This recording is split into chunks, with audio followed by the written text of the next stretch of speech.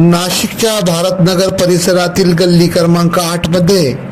पत्र्याच्या खोलीमध्ये 2 इसम हे अवैधरित्या देशी विदेशी दारू विक्री करीत आहे असल्याची गोपनीय माहिती मिळताच वरिष्ठांच्या मार्गदर्शनाखाली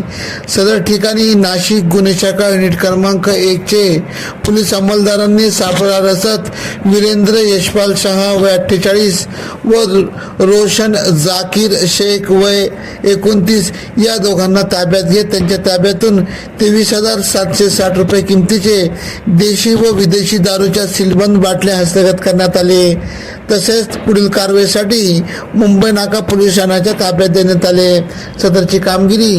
गुन्हे शाखा युनिट क्रमांक 1 चे वरिष्ठ पोलीस निरीक्षक डॉक्टर अंचल मुदगल यांच्या मार्गदर्शनाखाली पोलीस उपनिरीक्षक चेतन श्रीवंत, प्रवीण वाघमारे, प्रदीप मजदे,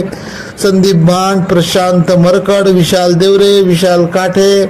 उत्तम पवार, देवीदास ठाकरे, धनंजय शिंदे,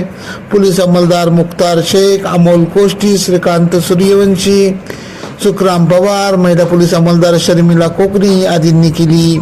AKP न्यूज साठी ब्युरो चीफ अनवर खान पठाण, नाशिक।